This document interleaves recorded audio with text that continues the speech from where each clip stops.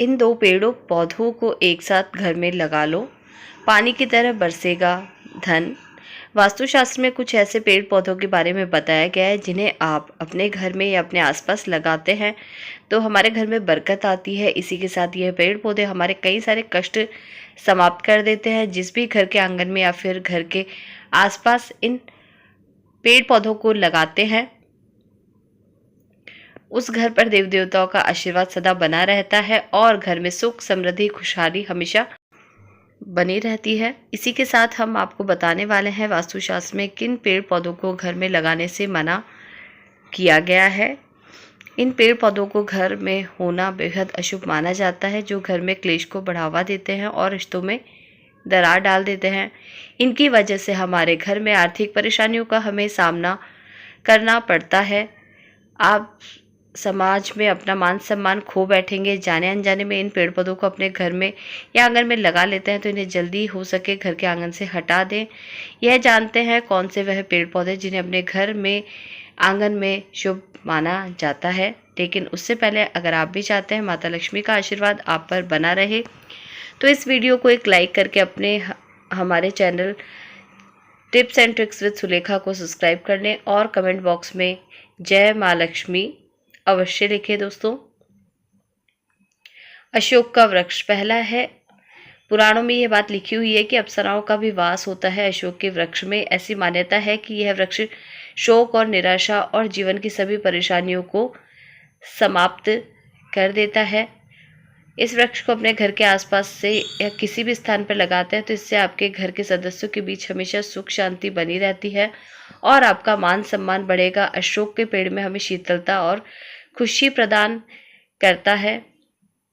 पुराण के अनुसार जब रावण ने माता सीता का अपहरण कर लिया था और उन्हें लंका में रखा था तो माता सीता वहां अशोक वाटिका में अशोक के वृक्ष में ही माता सीता की सेवा की थी। इसी वजह से देवी सीता ने अशोक के पेड़ को यह वरदान दे दिया था कि जिस भी जगह अशोक का वृक्ष लगा हुआ होगा वहां पर सदैव मेरा निवास रहेगा, घर में धन की कमी नहीं रहेगी। जिस घर के आसपास अशोक का वृक्ष होगा उसे घर पर सदैव मेरी कृपा बनी रहेगी। दूसरा है पीपल का पेड़। दोस्तों, आपको एक छोटा सा पीपल का पेड़ कहीं भी दिख जाए तो ले लेना या फिर आप इसे किसी गमले की दुकान से भी खरीद सकते हैं। इसके बाद आपको पीपल के पेड़ को कैसे लगाना है, यानी जल के नज़दीक लगाना है, यानी किसी छोटे तालाब के नज़दीक लगा देना है। ऐसा करने से आपको सैकड़ों यज्ञ के समान फल की प्राप्ति होगी। जैसे ही पीपल के पेड़ से पत्ते टूटकर उसे जलाशय में गिरेंगे तो एक पिंड के समान होगा और आपके पितरों को तृप्ति प्रदान करेगा। इससे आपके जो भी पितृ दोष होते हैं वे धीरे धीरे समाप्त हो जाएंगे।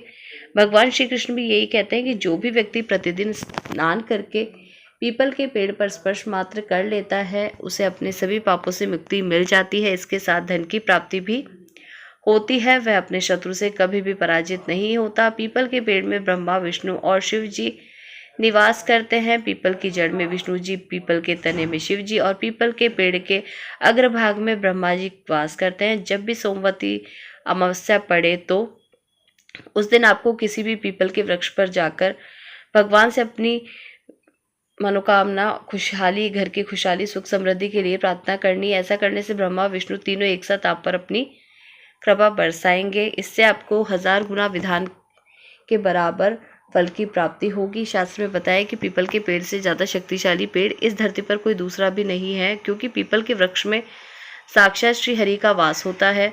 अगर आपको इन्हें नुकसान नहीं पहुंचाना चाहिए, न ही पीपल के पेड़ की टहनियों को तोड़ना है। ऐसा करने से व्यक्ति को एक तरफ से नरक भोगना पड़ता है। नंबर 3, आंवले का पेड़। श्री कृष्ण कहते हैं कि क्या आंवले का पेड़ सभी लोगों में प्रसिद्ध है। आंवले का पेड़ बेहद ही पवित्र होता है। अगर आप आंवले का पेड़ अपने आंगन में आसपास घर के कहीं पर भी लगाते हैं तो इससे जन्म मृत्यु के बंधन से मुक्त हो जाते हैं। प्रतिदिन आंवला खाने से आपकी आयु बढ़ती है। इसी के साथ इसका जल पीने से शरीर के सभी रोगों का नाश होता है। आप आंवले के जल में मिलाकर उसे स्नान करते हैं, जिससे आपकी दरिद्रता खत्म हो जाती है, आपको धन दौलत की प्राप्ति होती है। जिनके घर में आंवला हमेशा मौजूद रहता है कभी भी बुरी शक्तियां प्रवेश नहीं कर पाती।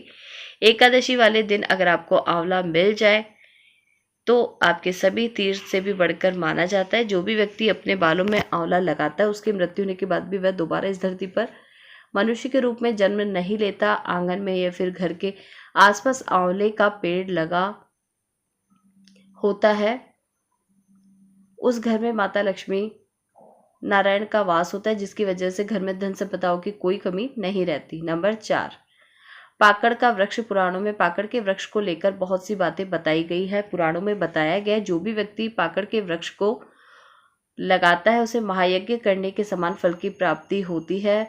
हमारे शास्त्रों में कलयुग को लेकर बहुत सी भविष्यवाणियां की गई हैं दोस्तों, जिनमें यह बताया गया है कि मनुष्य कलयुग में महायज्ञ नहीं कर पाएंगे, इसलिए आपको आपके जीवन में एक पाकड़ के वृक्ष को जरूर लगाना है।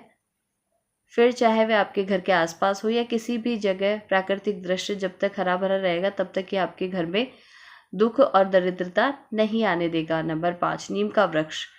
नीम का वृक्ष पद्म पुराण में ऐसा बताया गया है कि जो भी व्यक्ति अपने जीवन में एक भी नीम का वृक्ष लगाता है तो सूर्य देव से प्रसन्न रहते हैं। अगर आप नीम के पेड़ को अपने घर के आसपास कहीं पर भी लगाते हैं तो आपको कई रोगों से बचाता है। इसके साथ ही यह पेड़ आपको आयु भी प्रदान करता है। दोस्तों,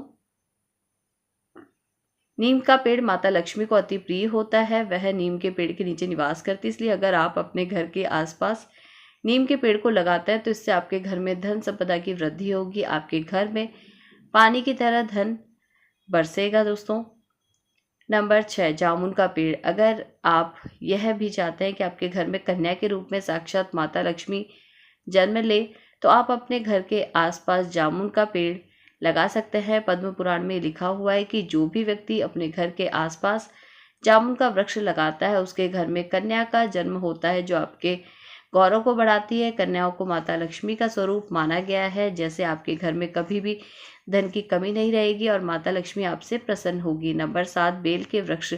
पुराणों में यह बताया गया है कि बेल के वृक्ष में साक्षात भोलेनाथ का वास होता है और वहीं गुलाब पर देवी पार्वती निवास करती है।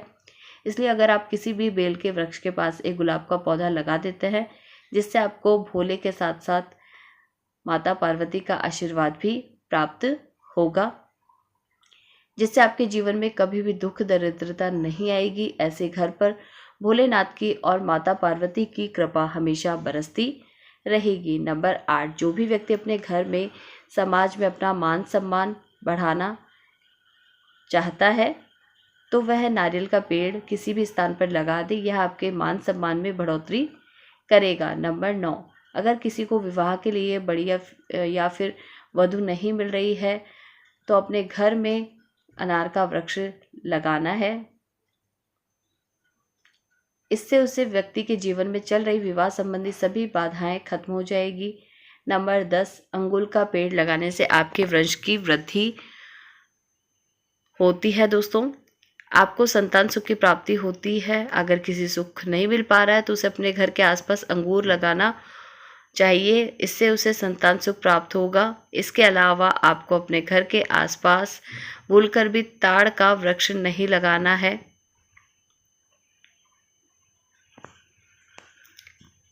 क्योंकि ताड़ वृक्ष संतान का नाश करने वाला होता है। इससे घर में संतान की उन्नति में रुकावट आती है।